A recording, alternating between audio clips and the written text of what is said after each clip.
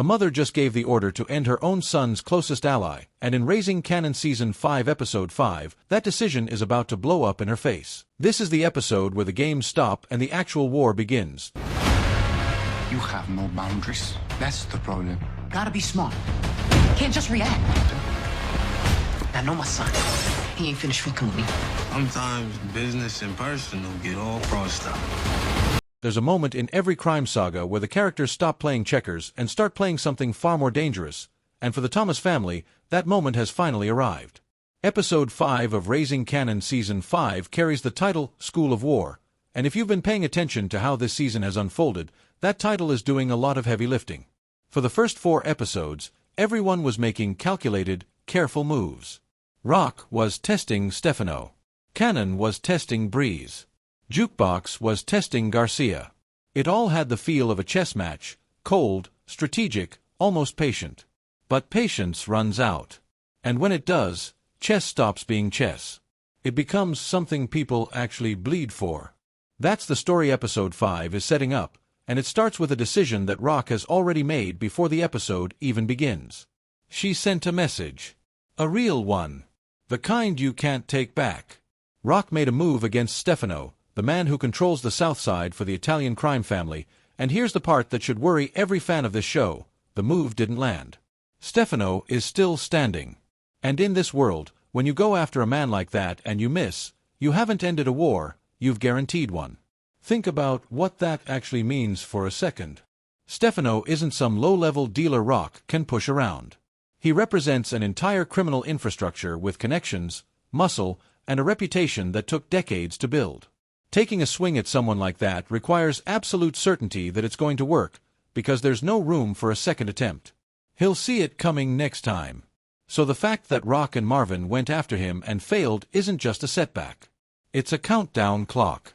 Stefano now knows exactly who came for him, and worse, he knows they're capable of trying again. Which means his response won't just be defensive. It's going to be personal, calculated, and brutal, and everything we've seen building since the middle of last season, the tension, the warnings, the hat sent as a message, all of that was just the preview. And that brings us to Kanan, sitting across from Stefano in a scene that feels almost too calm for what it's actually saying. Stefano tells him directly that his own mother tried to have him killed. Kanan's response is chilling in how simple it is. Do what you have to do. No hesitation. No loyalty pulling him back toward Rock. Just permission. And that single exchange tells you everything about where Kanan's head is right now. This isn't a son protecting his mother anymore. This is a man giving the green light for someone to potentially end her. But here's the layer worth sitting with. This conversation between Stefano and Kanan isn't really a negotiation. Stefano isn't asking for approval. He already told Kanan back in Episode 3 that things were going to get messy if Rock kept pushing. This meeting is a formality, a courtesy between two men who understand exactly how this business works. Stefano is essentially saying, your mother made her move, now it's my turn, and I need to know there won't be a problem between us when I do. That's not a request. That's a warning wrapped in respect, and it tells you Stefano has already decided what comes next. He's just making sure Kanan won't get in the way of it. Now here's where the show gets interesting, because Rock's own people are starting to see the cracks in her judgment. One of her closest allies flat out tells her she has no boundaries, and honestly, it's hard to argue with that. This isn't a new trait. Fans who have followed Rock since the earlier seasons remember exactly how she operates. She expanded into New Jersey territory without asking permission from anyone. She's never respected lines that other people draw, and that same instinct is exactly what's fueling this war with Stefano. She didn't just make a business decision. She made an emotional one, because somewhere underneath the calculated exterior, Rock is furious about losing ground in Queens to her own son and the man he's building a partnership with. That's the uncomfortable truth this episode seems to be circling. This war probably would have started regardless, because Stefano's pride was already wounded the moment Rock publicly embarrassed him. But Rock lit the fuse early, and she did it because watching Kanan and Breeze take over territory she once controlled cut deeper than any business rival ever could. This isn't just about Southside anymore. It's about a mother watching her son build power without her, and that kind of wound doesn't heal with strategy. It heals with retaliation. And that's exactly what we see next, because immediately after acknowledging they need to be smarter, Rock tells Marvin something that contradicts her own advice. They can't just react to everything, she says. But moments later, that's precisely what happens. There's a reason for this contradiction, and it isn't sloppy writing. It's grief. Rock and Marvin are still processing the loss of someone extremely close to them, and trauma changes how people think. When you're grieving, you don't calculate 3 moves ahead the way Rock once did in earlier seasons. You react. You lash out. You make decisions based on pain instead of patience, and that's exactly the version of Rock we're watching right now, a woman who used to be the most careful player in the game, now moving on instinct because the alternative is sitting with what she's lost. Which brings us to the moment that changes everything in this episode, the one that turns simmering tension into open warfare. Because Rock isn't done reacting. Not even close. Section 2. Somewhere in a room that most viewers will never fully see the outside of, Marvin is standing over a man from Kanan's crew, and the questions he's asking aren't polite ones. This is Primo, one of the soldiers loyal to Kanan and Breeze's growing operation, and the fact that he's the one caught in this situation tells you something important. Rock and Marvin aren't guessing anymore about who's building power against them. They know names now. They know faces. And that means the next move isn't going to be a warning shot. It's going to be final. What makes this scene land so hard isn't the violence itself, it's what it represents. 4 years, Rock has been the one everyone else feared crossing. She built an empire by making examples out of people who threatened her position, and now here she is again, except this time the person she's ultimately sending a message to is her own child. When Marvin finishes extracting whatever information Primo has, Rock doesn't hesitate. She pulls the trigger herself. And the words that follow aren't just cold, they're deliberate. Anyone who wants a piece of what she's built can come and try to take it, and that includes Kanan. Let that sit for a second, because this is the line the entire season has been building toward without saying it out loud. Rock isn't threatening some rival dealer or a disrespectful lieutenant anymore. She is explicitly telling her own son that if he comes for her, she will treat him exactly like anyone else who's tried and failed. There's no exception carved out for family. No hesitation because he's her blood. In Rock's mind, the moment Kanan chose Breeze and chose to build something separate from her, he stopped being just her son in the context of this business. He became a threat, and threats get handled the same way regardless of who they are. This is also where the show does something smart with its pacing, because right after that execution, we cut to Kanan driving, and he's not driving calmly. Someone is shooting at his car, and Breeze is right there beside him, which means Rock's retaliation didn't stop at Primo. She escalated immediately, sending someone after Kanan directly, and there's strong reason to believe that someone is Marvin himself.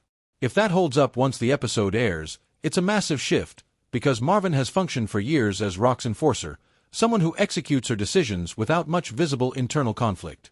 But shooting at Kanan isn't just executing an order anymore.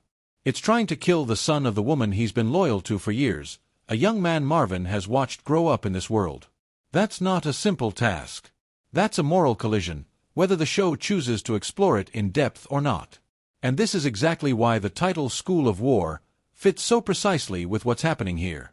War doesn't stay contained to the people who started it.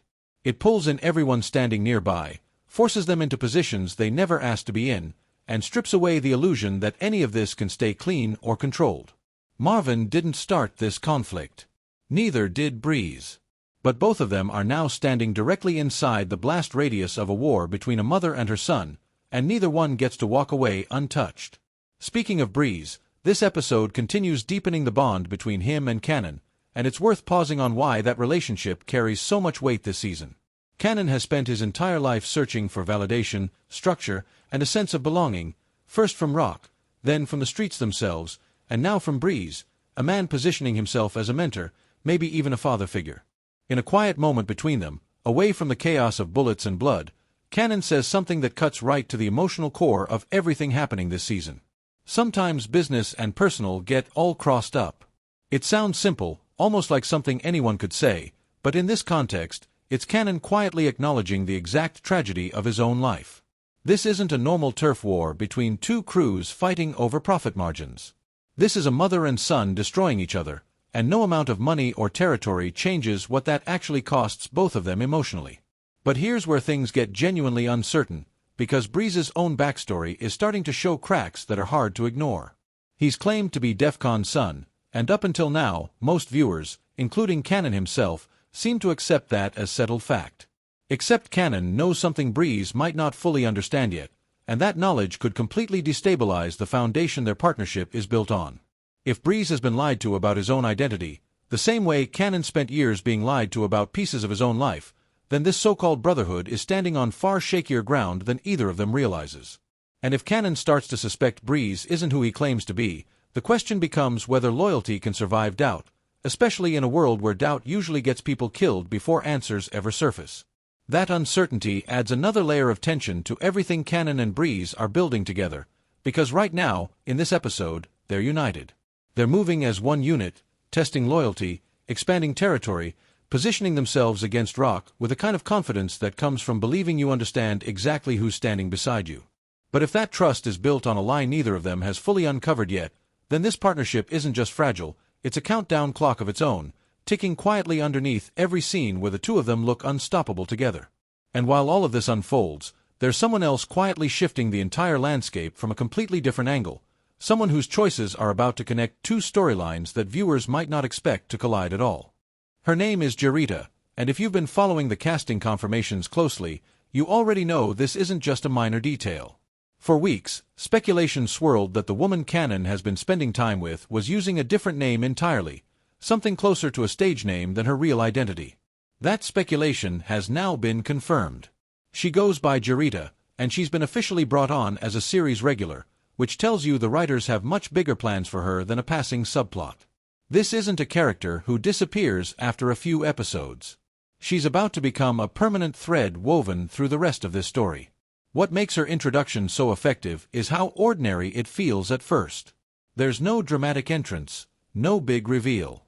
Just a young woman who seems observant, a little guarded, someone who's clearly been through enough in life to develop sharp instincts about people. And that instinct is exactly what makes this next part so uncomfortable to watch unfold. She looks at Kanan and tells him plainly that she knows he's involved in something. She's not naive. She sees the signs. But instead of walking away, she stays, because underneath that awareness, she's falling for him anyway. There's a vulnerability in that choice that feels painfully real, the kind of decision people make when loneliness or circumstance outweighs caution.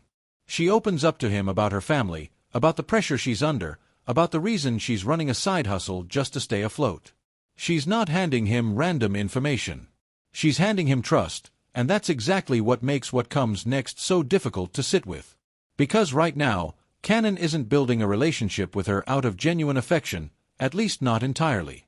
He's using her, plain and simple, to get closer to understanding how Rock's operation actually functions. Jarita doesn't know the deeper details of the business she's tied to. She's not running the operation or making decisions. She's simply picking up product and delivering it, following instructions without asking too many questions.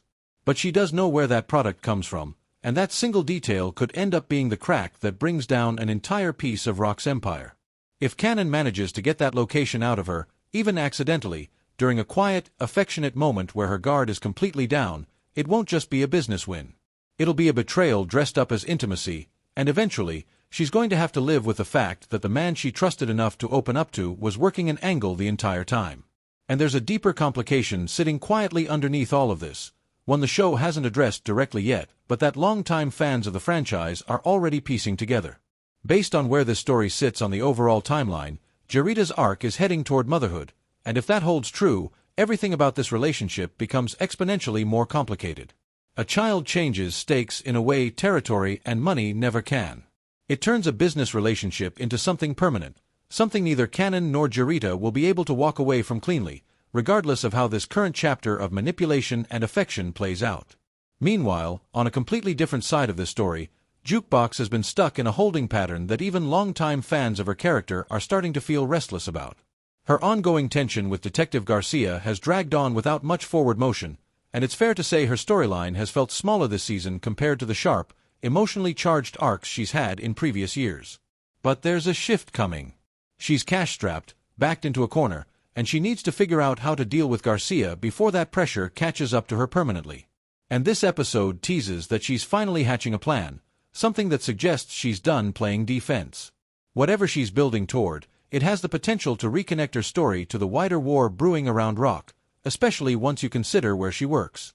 The same building where product moves through Rock's operation is a place Jukebox has ties to as well, which means these two storylines that have felt separate for most of the season might be about to collide in a way nobody's fully prepared for. That's the brilliance hiding underneath this episode's chaos. Nothing here is happening in isolation. Rock's war with Stefano bleeds into her war with Kanan. Kanan's partnership with Breeze is quietly cracking under a lie neither of them has confirmed yet. Jarita's affection is being weaponized without her knowledge. And Jukebox's quiet desperation might be the spark that connects every single one of these threads together in ways we haven't even considered yet. As we head into the back half of this season, it's becoming impossible to ignore just how personal everything has gotten. This isn't a story about territory anymore, not really.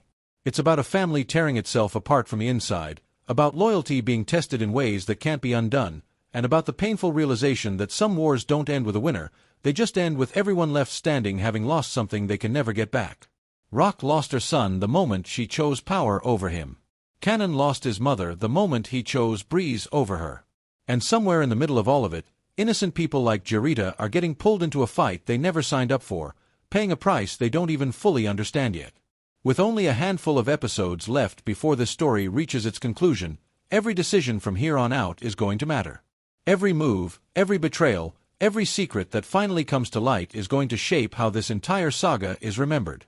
So if you're as invested in where this story is headed as we are, make sure you like this video, subscribe so you don't miss the next breakdown, and drop your own predictions in the comments below.